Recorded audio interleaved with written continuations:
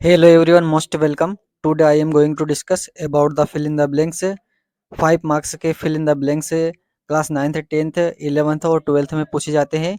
तो आज हम important fill in the blanks वाले सेंटेंस सॉल्व करने वाले हैं। आज हम फिल इन द ब्लैंक्स में केवल ग्रामर से रिलेटेड क्वेश्चंस हल करेंगे। 11th सेंटेंस दिया हुआ है, दी अर्थ राउंड द सन। पृथ्वी सूर्य के चारों ओर चक्कर लगाती है।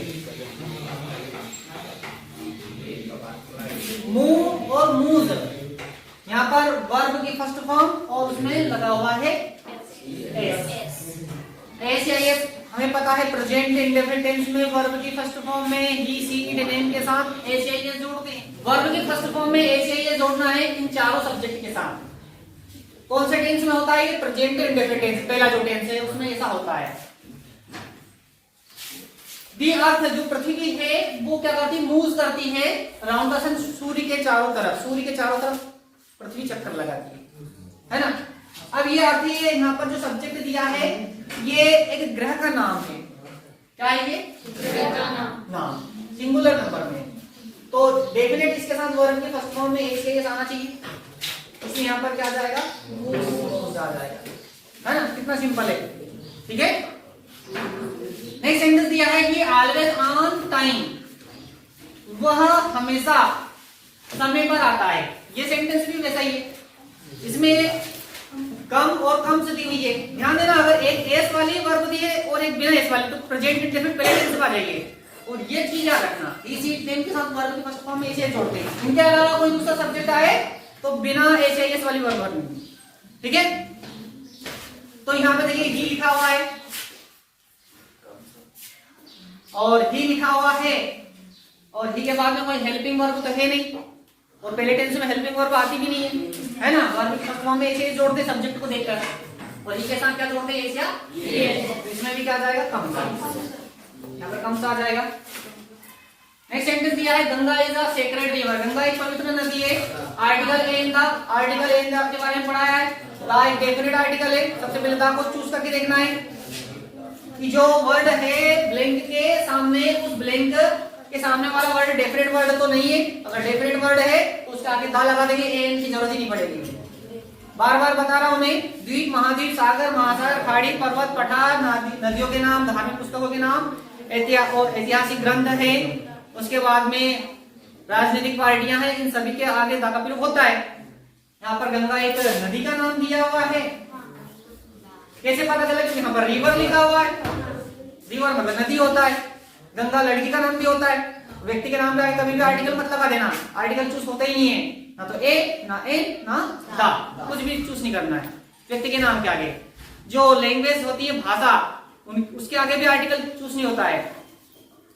तो यहाँ पर गंगा एक नदी का नाम है और नदियों के नाम के आगे दा का प्रयोग होता है, इसलिए यहाँ पर लगाएंगे हम दा। Arun is tallest boy in the class, Arun class में सबसे लंबा लड़का है। यहाँ पर आर्टिकल दिया है ए एन दा। सबसे पहले हमें ब्लैंक के सामने वाले वर्ड को देखना है, कहीं सामने वाला वर्ड डेफिनेट वर्ड तो नहीं है। बार बार बता रहा हूं, जो डेफिनेट चीजें होती है उसके आगे दा का प्रयोग होता है, और जो सुपरलेटिव डिग्री है उसके आगे दा का प्रयोग होता है। तो सुपरलेटिव डिग्री के आगे दा का प्रयोग होता है। सुपरलेटिव डिग्री को पहचानने का तरीका क्या है? एडजेक्टिव के अंत में ईएसटी जुड़ा हुआ मिल जाए तो समझ लेना कि वो सुपरलेटिव डिग्री है। और ईएसटी लगा हुआ ना मिले, अगर मान लो मोस्ट लगा हुआ मिले आगे, जैसे most beautiful, most careful, most careless, most लगा हुआ मिलेगा सेंटेंस में, लेकिन मोस्ट कहां लगा होता है? आगे रहता है मोस्ट। दो या दो से अधिक जो सिलेबल्स वाले वर्ड होते हैं उसमें मोस्ट लगा होता है। छोटे जो वर्ड होते हैं उसके अंदर में ईएसटी लगा होता है। ये सुपरलेटिव डिग्री की पहचान है। तो सुपरलेटिव डिग्री का सेंटेंस दिया है तो डेफिनेट वर्ड हो जाता है, उसके आगे दा का प्रयोग होता है। हिज फादर एमएलए, उसके पिताजी एमएलए। यहाँ पर शॉर्ट फॉर्म दी हुई है और शॉर्ट फॉर्म के आगे दा का प्रयोग नहीं होता है कभी भी। यहाँ पर ए या फिर एन का इस्तेमाल होता है। ए का प्रयोग उन शब्दों के पूर्व जिनका उच्चारण हिंदी वर्णमाला के व्यंजन से प्रारंभ होता है, उसके आगे ए, और एन का प्रयोग उन शब्दों के पूर्व जिनका उच्चारण हिंदी वर्णमाला के स्वर से प्रारंभ होता है, उनके आगे एन लगाते हैं। उच्चारण करके देख लीजिए एमएलए। लिख के देख लीजिए हिंदी में, एम एल ए। क्या आ रहा है? ए आ रहा है, वोवेल आ रहा है, वोवेल साउंड दे रहा है यहाँ पर, क्या आ जाएगा? एन आ जाएगा। कितना इजी है, ठीक है। They have been playing here morning, यहाँ पर सिंस और फॉर, सिंस फॉर का प्रयोग टाइम के बिफोर सिंस फॉर का प्रयोग होता है। जो टाइम होते हैं समय के आगे सिंस और फॉर का प्रयोग किया जाता है। 3 टेंस ऐसे हैं जिसमें सिंस फॉर का इस्तेमाल होता है। प्रेजेंट परफेक्ट कंटीन्यूअस टेंस, चौथा टेंस, 8वां tense past perfect continuous tense, 12वां tense future perfect continuous tense. ये 3 टेंस में समय आता है और समय के आगे सिंस फॉर का प्रयोग होता है। एक शॉर्ट तरीका मैंने बताया था, सिंस का प्रयोग, अगर सिंस का प्रयोग कहां करना है और फॉर का प्रयोग कहां करना है। अगर मान लो काउंटिंग दी गई हो ना टाइम के रूप में, क्या दी गई हो? काउंटिंग, गिनती, क्या दी गई हो? गिनती वाला समय दिया गया हो तो डेफिनेट उसमें फॉर लगा देना। क्या लगा दोगे? और गिनती वाला समय ना दिया हो तो उसमें सिंस लगा देना। कितना शॉर्ट तरीका है ना। इसका डिटेल से मैंने आपको पढ़ाया भी था सिंस फॉर के बारे में, है ना। एक वीडियो भी बना हुआ, जाओ तो आप उसको देख लेना डिटेल से, देखना चाहो तो देखिए यहाँ पर हमें मॉर्निंग लिखा हुआ टाइम, ब्लैंक के सामने कौन सा टाइम दिया? मॉर्निंग का। और मॉर्निंग मतलब सुबह होती है, काउंटिंग आई नहीं है 1 2 3 4 5 6 7 8 9 10, कोई काउंटिंग दी हुई यहाँ पर। क्या लगा देंगे? सिंस लगा देंगे, सिंपल बात है। यहाँ पर लिखा है we have been studying in this college 3 years. देखिए टाइम दिया हुआ है यहाँ पर, सिंस फॉर दिया हुआ है, 3 लिखा हुआ, 3 काउंटिंग आ रही है। 3 मतलब 3 होता है ना, गिनती आ रही है यहाँ पर और गिनती आ रही है तो क्या लगा देंगे? और वेरी इजी, है ना।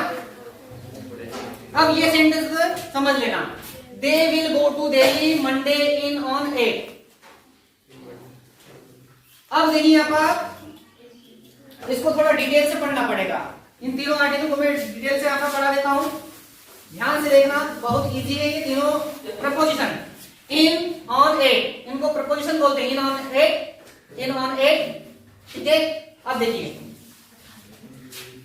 1 2 ये तीनों है ना, इनको प्रपोजिशन ऑफ टाइम बोलते हैं। 9th क्लास में मैंने पढ़ाया भी है, preposition of time, preposition of time. ऐसे प्रपोजिशन जो टाइम के बिफोर यूज होते हैं, टाइम के आगे यूज होते हैं। अब सबसे पहले देख ले टाइम बताता कौन है आखिर। जो घड़ी होती है वो टाइम बताती है ना। क्या बताती है? टाइम घड़ी बताती है, ठीक है। 1 2 3 4 5 ये समझ लेना, घड़ी है ना, ये टाइम बताती है। और एक टाइम बताता है कैलेंडर। क्या बताता है? Time, calendar. ये 2 चीज ऐसी है जो टाइम बताने का काम करती है। अब घड़ी में क्या क्या चीजें होती है? घड़ी में सेकंड्स होती है। क्या होती है? सेकंड्स। घड़ी के अंदर मिनट्स होती है ना। और घड़ी के अंदर आवर्स होते हैं, घंटे। Seconds, minutes, hours. अगर सेंटेंस में सेकंड्स लिखा हुआ मिले, सेंटेंस में मिनट्स लिखा हुआ मिले, सेकंड्स में आवर्स लिखा हुआ मिले, तो आप मिसकर 8 लगा देना। क्या लगाओगे? 8। घड़ी वाले टाइम के लिए क्या यूज करना है? 8। और घड़ी वाले टाइम को पहचानने का तरीका क्या? उसमें सेकंड्स लिखा हुआ मिलेगा, उसमें मिनट्स लिखा हुआ मिल सकता है, उसमें आवर्स लिखा हुआ मिले तो समझ लेना उसमें 8 का प्रयोग होगा। अब कैलेंडर को देख लेते हैं। कैलेंडर में क्या क्या चीजें होती है? एक तो ईयर्स होता है, ईयर्स मतलब सन डाला होता है उसके ऊपर। कौन सा कैलेंडर है? 2023 का कैलेंडर है, 2022 का कैलेंडर है ना। उसके अंदर मंथ होता है, महीने का नाम, और उसमें होता है डेज, दिनों के नाम होते हैं, Sunday Monday Tuesday Wednesday Thursday Friday Saturday. और उसके अंदर डेट्स होती है, दिनांक होते हैं। ये 4 चीज कैलेंडर के अंदर होती है, ठीक है। ये 4 चीज कैलेंडर के अंदर होती है। अगर इनमें से कोई टाइम मिले तो इसको 2 भागों में डिवाइड कर दो। ईयर और मंथ के लिए इन लगा देना, ईयर और मंथ के लिए, और डे और डेट्स के लिए ऑन लगाना है। बस इतना याद रखना, डे और डेट्स के लिए ऑन लगाना है, ईयर और मंथ के लिए इन लगाना है। देख लेते हैं यहाँ पर मंडे दिया हुआ, क्या दिया है? मंडे घड़ी में होता है, कैलेंडर में होता है? कैलेंडर में होता है, एक का तो सवाल ही नहीं उठता फिर, है ना। अब मंडे क्या है? ये डे है, डे का नाम, दिन का नाम है, क्या जाएगा? ऑन आ जाएगा, ठीक है। अब अप्रैल देख लीजिए, यहाँ पर लिखा अप्रैल, क्या लिखा है? अप्रैल। अप्रैल कहाँ होता है? घड़ी में, कैलेंडर में? कैलेंडर में होता है तो अप्रैल क्या है मंथ का नाम, महीने का नाम क्या आ जाएगा, इन आ जाएगा। तो यहाँ पर लिख देंगे हम इन। ठीक, लास्ट सेंटेंस देख लीजिए, दिस अंकल डाइड कैंसर, उसके अंकल कैंसर से मर गए। अभी मैंने बताया डाई के साथ जो डाई होता है उसके साथ ऑफ यूज होता है और फ्रॉम भी यूज होता है। ये फिक्स प्रपोजिशन है, डाई के साथ ऑफ और फ्रॉम दोनों यूज होते हैं। लेकिन बीमारी अगर बताई जाए, कैंसर बताई गई है, एक सेंटेंस है, इससे पहले हमने पढ़ा था उसमें मलेरिया बताया गया था। कौन सी बीमारी बताई थी, मलेरिया या कैंसर है, क्या आ जाएगा, ऑफ आ जाएगा। यहाँ पर आ जाएगा